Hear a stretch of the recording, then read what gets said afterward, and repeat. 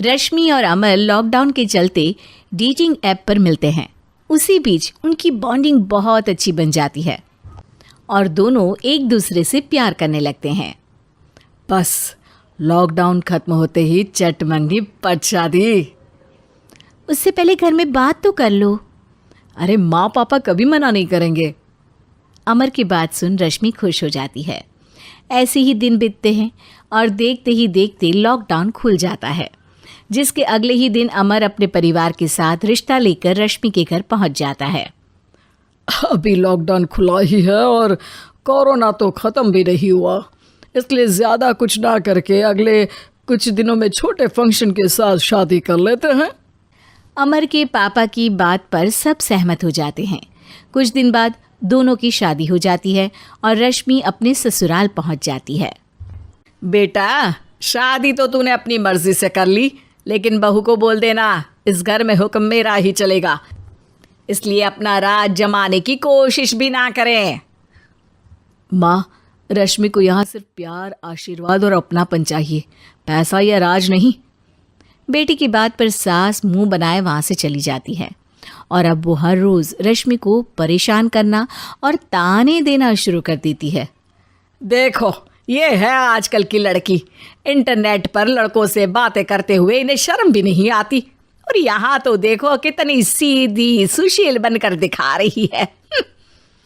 Mummy, शादी के रिश्ते वाले इंटरनेट ऐप से जब किसी को कोई दिक्कत नहीं है, फिर डेटिंग ऐप के जरिए मिलना किस तरह गलत हो सकता है? रश्मि के डेटिंग ऐप वाली बात सुन उसकी हैरान सास तुरंत तुनक कर पूरे घर को सिर पर उठा लेती है, जिसकी आवाज़ सुन अमर और उसके पापा भी वहाँ आ जाते हैं। हाय मेरी माता, इतना बड़ा झूठ! डेटिंग ऐप को इंटरनेट के जरिए मिली है बोलकर इस कलमुही को मेरे सर ला बिठा दिया। अरे नास पिटी, तुझे जरा भी शर्म नहीं आई? वहाँ न जाने कितने लड़कों से गुलू गुलू करके तुझे मेरा ही लड़का मिला था फंसाने के लिए। माँ, मुझे तो समझ नहीं आ रहा क्या बोले जा रही हो। डेटिंग ऐप इस्तेमाल करना कोई अपराध नहीं है, और तुम रश्मि को ऐसा कैसे बोल सकती हो? मैं भी तो था उस ऐप पर। पहले उसके लिए माँ से झूठ बोला और अब लड़ाई कर रहा है। सास और अमर की बात सुनकर रश्मि हैरान खड़ी रहती है। अमर, तुमने घर में झूठ क्यों बोला? ये सब देख रही हो ना, इसी की वजह से झूठ बोलना पड़ा। एक तरफ अमर और रश्मि की ये बात चल रही होती है, वहीं दूसरी तरफ सास का नॉन स्टॉप क्लेश सबको परेशान कर देता है। सब एकदम चुप, जो हुआ सो हुआ, अब मुझे कुछ ना सुनाई दे।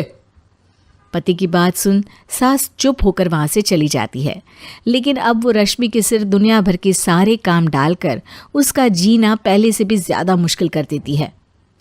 मम्मी, मैं आपका गुस्सा समझ सकती हूँ, आपको जो करना है कर लीजिए, मैं कभी कुछ नहीं बोलूँगी। उम्मीद है किसी दिन तो आपका गुस्सा शांत होगा और नफ़रत प्यार में बदलेगी। रश्मि की अच्छाई को उसका नाटक समझकर सास गुस्से के 7वें आसमान पर चढ़ जाती है और उसी शाम रश्मि को नीचा दिखाने के लिए अपनी सहेलियों को घर बुलाकर उसकी बुराइयां करने लगती है। अरे कौशल्या, क्या बताऊं, आजकल के बच्चे ना बहुत एडवांस हो गए हैं। पहले रिश्ते घर परिवार वाले सब देख परख के कराते थे, और अब ये लोग खुद न जाने कहाँ कहाँ मिलकर खुद ही सब कुछ पक्का करके हमें बता देते हैं। लड़की का कैसा दिन धर्म, कैसा ईमान, कैसा चरित्र कुछ नहीं पता, बस प्यार किया और घर लाकर बिठा देते हैं। अरे ऐसा क्यों बोलती हो? आजकल बच्चे अपने आप में बहुत समझदार हो गए हैं, और फिर पूरी ज़िंदगी तो उन दोनों को ही साथ निभानी है। अपनी पसंद से शादी कर भी ले तो क्या दिक्कत?